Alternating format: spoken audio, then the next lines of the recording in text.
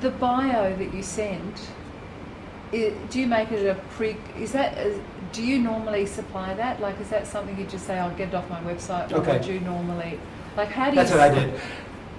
There's a few different ways of doing the pre-speech introduction, because always when the speaker's up here thanking the environment and the group that has allowed me to speak here today, also the person who's the speaker introducer, it's good actually to have a personal connection with them, actually to talk with them live or on the phone if possible, because sometimes I have, as you know, on my website I have a fairly lengthy bio that it's impressive, but it's better for the visual reader to look at than for someone who's speaking. There are certain elements, like the first 2 or 3 chapters, like I've coached different national speaker presidents and so on, that people are often moved by, but you don't necessarily need the depth of all that information. You know, it depends on the length of introduction. Most are 30 seconds to a minute long.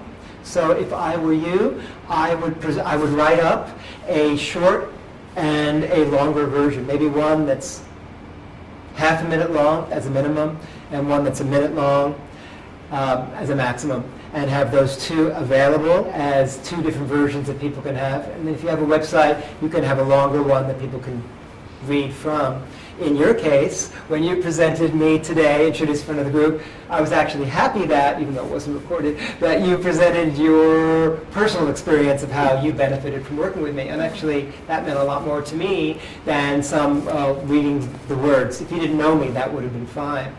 So that's the other thing. If you know the person who's introducing you, and often it's actually much more heartwarming to have someone that you're in cahoots with, in friends with, in rapport with, or someone that not only is experienced to work, but it's one of your advocates who's thrilled to share what you can do for an audience in front of the audience to be that presenter.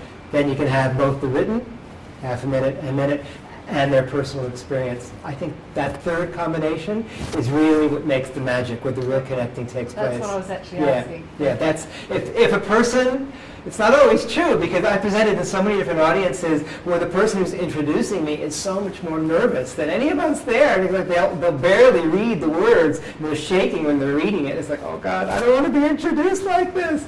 And I'd rather some personal experience come through, but they may not have it. So that's why big words, easy to see, large print, half a minute to a minute long would probably be enough for them. If they can be personal and engaging and say, look, out of my personal experience, this is what you really have to look forward to, that connects where the other words cannot. Great question.